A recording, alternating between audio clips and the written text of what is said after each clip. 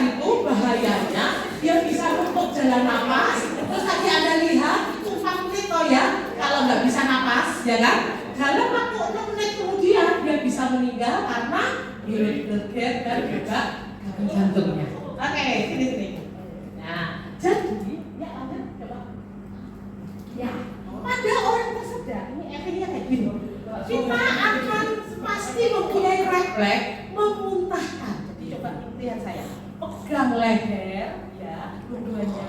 Terus ininya efeknya kayak mau muntah. Ya, gitu ya. Jadi itu sebelah itu akan membuat mata melotot.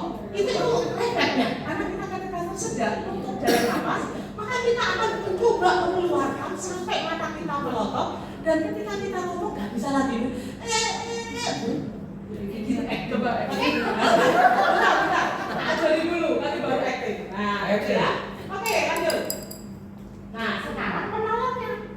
Nah, ibu penolongnya. Ibu gak usah jauh-jauh sini ya. Nah, ini pasiennya bukan saya.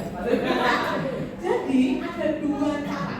Cara yang pertama namanya back blow. Back blow ini adalah menekan bagian belakang pasien yang tersedak. Boleh tak ibu agak miring ke sana biar audiens makan. Jadi caranya nanti ibu akan bisa Bu Resa, cantik ya sih, cantik situ aja. Jadi nanti Bu Resa akan menepuk Bu Iren ya, Bu Iin di bagian tengah. Ya, Bu Resa lihat ya di bagian tengah. Nggak boleh singgir kiri atau pinggir kanan. Kalau orang Jawa bilangnya di tengah entong-entong, gitu ya. Karena kalau yang nasi gitu loh. Nah, jadi dia di antara tulang belakang ini tangannya di tengah. Kenapa? Kalau salah saya, karena ketika ada patah tulang, ketika dilakukan tepukan bisa lebih patah. Jadi di tengah sini. Oke ya. Lihat tangannya. Tangannya itu seperti ini. Nggak boleh kayak gini. Itu namanya ninju. Ya. Jadi tangannya begini untuk dipusatkan di satu titik. Nah, ini maaf Bu Resa begini ya Bu. Nah, oke, gini. Nah, oke ya. Jadi tangan begini. Tangan Bu Resa yang terkuat yang nepuk. Jadi kalau tidak tinggal berarti kanan. Tangan kirinya memeluk pasien. Jangan sampai menepuk kayak dorong. Jadi kita pegang pasiennya.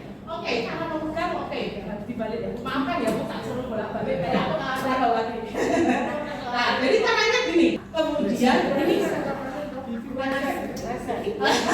jadi tangannya Bu Resa itu membentuk seperti peluru gini. Maafkan ya Bu, tangannya digenggam ke bawah terus bentuk. Nah, taruh di puluh. Nah, sekarang silakan Bu, acting 1, 2, 3. Agak bungkuk terus gitu. Nah, Ibu silakan tepuk pelan-pelan. Kalau benar-benar bantal nanti muntah sarapannya ya. Jadi ketika ditepuk beneran 5 kali tepukan, kemudian diulang setiap 1 menit 5 kali lagi sampai keluar benda yang menutup. Misalnya bakso, baksonya keluar. Misalnya itu onde-onde. Oke, ulang lagi ya. 1, 2, 3. Jangan Bu. Oke. Ulang lagi ya. 3, 4, 5. 5 kali. Terus jeda sebentar. 5 kali lagi 1 menit. Terus 5 kali lagi sampai badannya keluar. Oke. Lanjut keluar. Bisa toh? Nah, maka caranya diganti. Nggak bego lagi, tapi Heimlich maneuver. Tadi tangannya kan udah seperti peluru di bulu hati. Tangan satunya sekarang pegang. Nah, jadi tangan ini apa itu tetap kayak gini. Gini terus.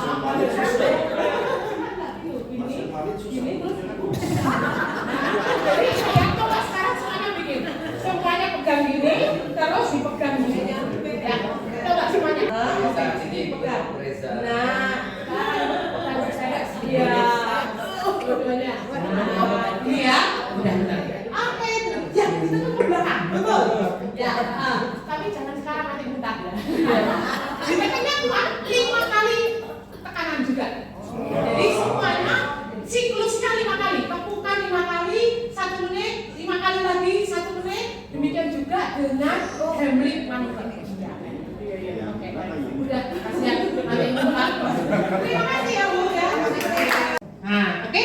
Nah, kemudian saya pernah dapat satu kasus yang sangat berkesan di saya adalah dia makan jelly, kakaknya makan jelinya, adiknya makan plastik jelinya. Kita tahu jeli kita yang kecil loh. Jeli kita yang kecil itu pas mulutnya anak kecil. Jadi yang terjadi masuk dimuntahkan tidak. Kenapa? Karena dia ngapung di dalam gitu. Kan bentuknya kantong gitu kan ya? Tahu tak? Jadi caranya seperti ini. Satu, ya.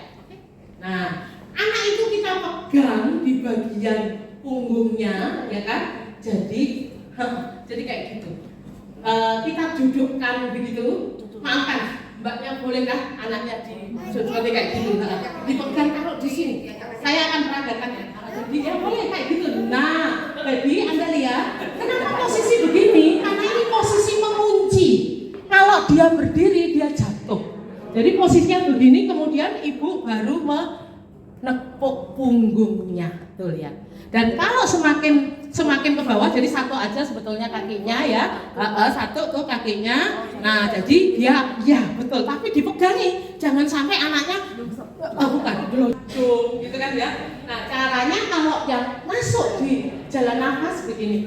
Tapi kalau bayi, misalnya bayi itu nggak keluar, Anda bisa pijat jantung di tengah itu. Seperti kita pijat jantung manusia, tapi jangan pakai punggung telapak tangan, tapi pakai jari. Ya, tuh jari. Oke, lanjut. Terima kasih. Nah, bagaimana dengan yang hamil? Adakah yang hamil di sini? Ada yang seperti hamil? Oke, kalau yang hamil, maaf saya ya, saya soalnya yang gendut, jadi seperti hamil gitu. Jadi, kalau yang hamil, Anda tidak taruh di perut ya, tapi taruh di dada. Kalau di perut nanti apa yang terjadi? Melahirkan. Keluar lewat mulut. Nah, saya cuma bergurau ya. Jadi kalau di perut justru nanti berbahaya untuk. Iya betul. Jadi harus di ya. Apakah ibu hamil bisa tersedak? Bisa. Yang saya pernah dapati adalah dia makan tahu campur dulu. Itu kan dagingnya koyor-koyor gitu kan. Yang telan aja kan. Data tulang. Di Indonesia angka kecelakaan itu sangat tinggi. Nanti kita akan belajar akan buka helm yang sekarang.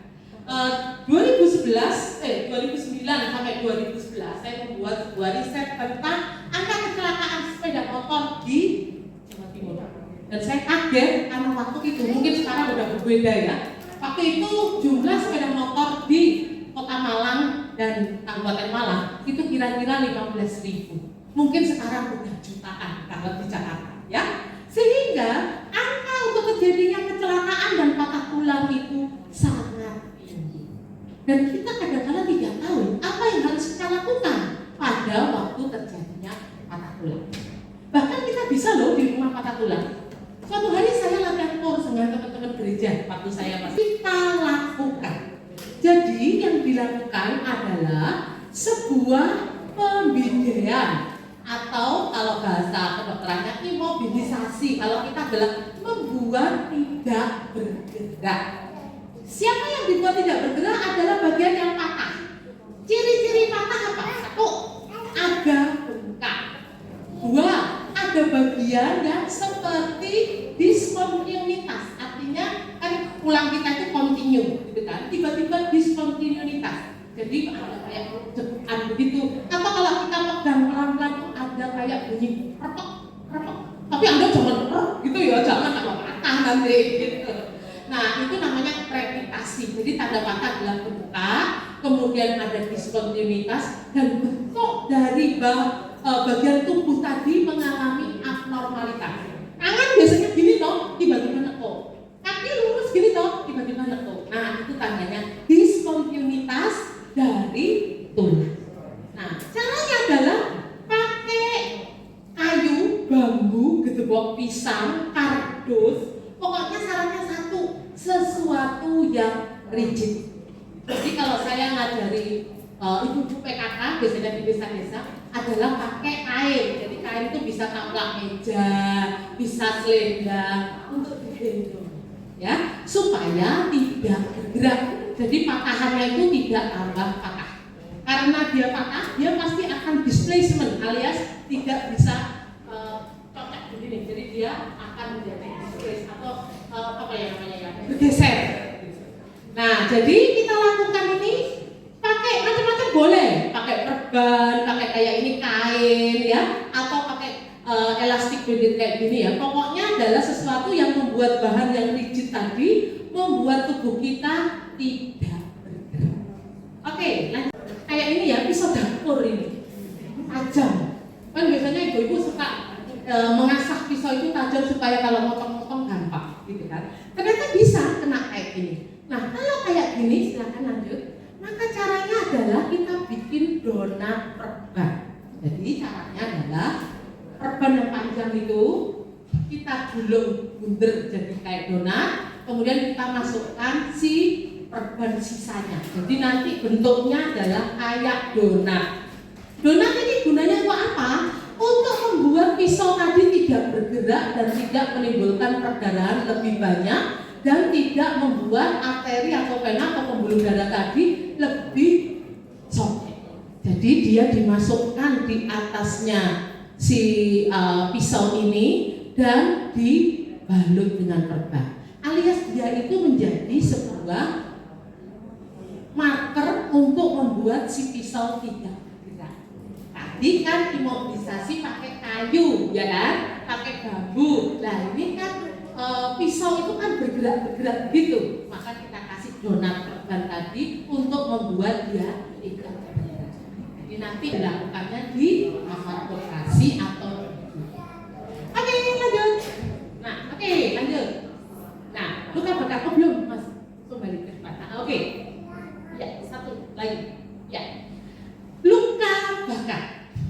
Di dalam dunia perumahan ya ataupun di luar rumah, luka bakar ini yang paling sering. Yang bisa dari segala macam sumber. Salah satunya misalnya mekanik. Nah, ini bisa kehilangan cairan. Barrier protektif ini fungsi kulit ya, infeksi bakteri dan organ-organ sensoris serta mengatur temperatur.